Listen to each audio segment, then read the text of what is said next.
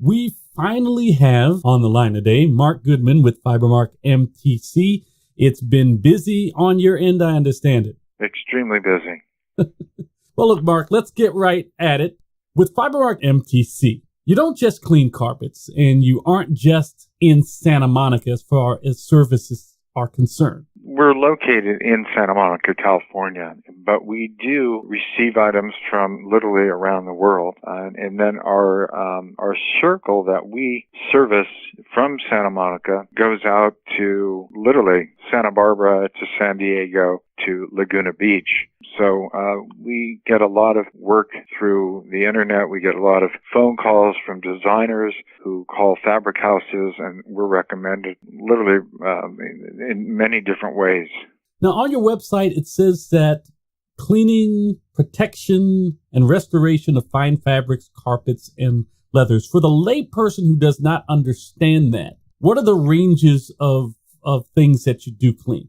So in layman's terms, we do regular house carpet cleaning. We do upholstery cleaning. We do area rug cleaning either in the home, or we have a 6,500 square foot plant in Santa Monica where we have about 5,500 square feet of floor space in which we do all of our own cleaning. And as far as the protection, we offer protection services for carpets or upholstery, which is an added application to enhance the cleanability of items that we do protect. And then with leather, the refinishing, it is absolutely amazing what we're able to do. We can either clean, we can re-dye, we can refinish. You could be missing a cushion, an arm could be gone, and we can recreate that leather and basically match the leather. Wow, so you're saying if somebody picks up a vintage piece, for example, and part of that piece is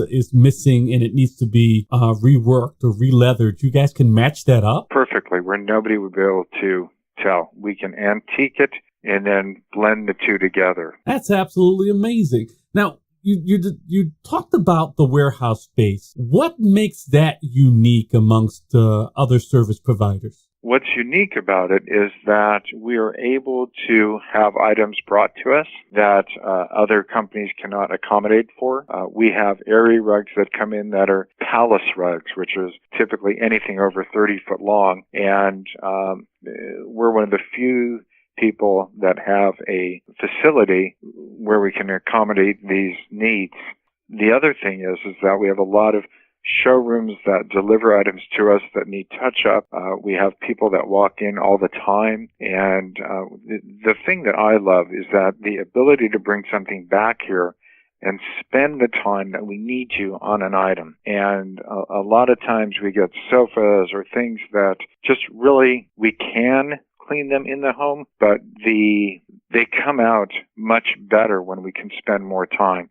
And that's really what the plant represents, is that it enables us to spend the time that an item needs. So we can clean it, put it outside, dry it, we can lighten things up, we can do whatever we need to do.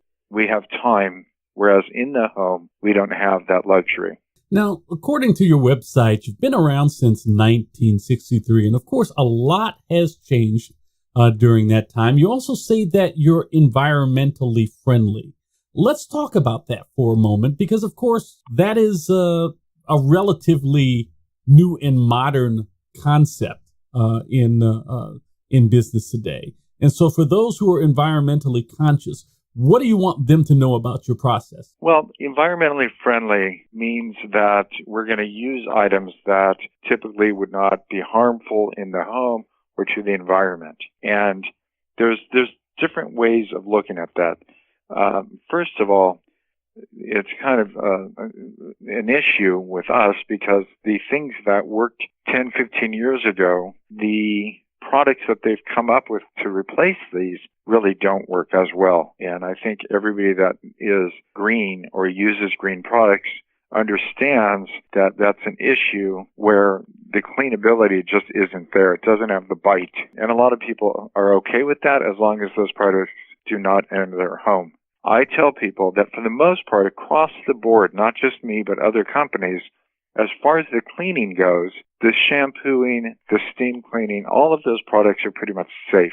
When you get into an area where you have a dog stain or a vomit or coffee or tea or anything that you need to use something to try and lighten the fabric or the color, then you get into something that is not so user-friendly, and it's probably not environmentally okay. And I do have people that just say, you know what, do what you can, but I don't want those products even brought into my home. And we honor that because I understand where they're coming from. And other people are like, I'm okay with it. I just don't want the spot there, whatever you need to do. And sometimes what we'll decide, and this is where the plant comes in, is I can have their items brought to me, work on them, do what I need to do to it, and then take it back to them. It's dry. And the word that I would use is inert. It's a nothing. So once it's dry, something's a nothing. So they don't have the chemical smell in their homes. And once it's inert, if there were any allergens to those who react to those chemicals, they don't have to deal with it in their homes. That's what you're saying. Correct. Yeah. So I have that ability to offer different services and ways to take care of what their needs are. Now, I also understand that you have a history of providing services to some of Hollywood's and entertainment's elite. And what that tells me, and correct me if I'm wrong, are two things. One is that you must do pretty good work. And the other is that they not only trust the quality of your work, but also your professionalism, because after all, you have access to their lives in ways that the public never sees. Typically, we never meet the actual homeowner in these instances. They may be home, but they're in a room that we're not either allowed to go near or into. Other times, people come out and generally they're as nice as everybody else. So, yeah, the trustworthiness is definitely there. We typically have rapport with the estate managers that run the homes, and we understand what our perimeters of work are, is that either we can't go to this side of the house or such. And then, yeah, the trust with the guys also. It's not unheard of that when we go into a home, we have to sign a waiver. No photos, no talking about the house, and not allowed to mention who we think it is or who it is. And that's just a day in the life of us here. And we've never had an issue with it. Now, obviously, in those types of environments, you're dealing with a lot more expensive items. What is it about the types of investments in fine fabrics, leathers, and carpets that make your company a good fit for their care and maintenance? I think our reputation. We're known for being able to solve problems that most companies cannot. Give me an example, Mark. We had a designer that took a sofa somewhere else. And when they told her they couldn't do it, she had called me personally, and I told her to bring it to me. It was a very expensive 12-foot leather sofa she brought over from Europe, and it was a well-known sofa. It was a Knoll sofa, and it was in a boat, and it got molded, mildewed, and it had a horrible odor. Wow. And some of the leather was just completely decomposed. So what we did is we literally pulled off the sides of the sofa that were decomposed. We recreated sofa cushions, redid the inside cores, and basically remade the sofa. Now, we couldn't get an exact match on the color, so what we did is in the hides of the leather that we purchased to accommodate all of the new areas we had to reupholster, my leather person basically matched the color perfectly, and then we refinished the entire sofa, and essentially her Knoll sofa, which came to me basically ruined, we gave her a brand new one back. That sounds like a happy customer. That was an extremely happy customer. Now, yeah. you have these individual calls that come in, but I also understand that you guys have a maintenance plan. What are the advantages of a maintenance plan, and who's the type of client that would benefit? The maintenance plans are basically, we call them service agreements. I don't like the word contract because this agreement, even though we both sign it, if it doesn't work for somebody, they're easily out. I've never had that happen because typically people love the maintenance and the care and support that we give. Basically, this works for a type of home or a business that needs maintaining, where they have issues that come up and want to be able to call someone immediately and get someone out.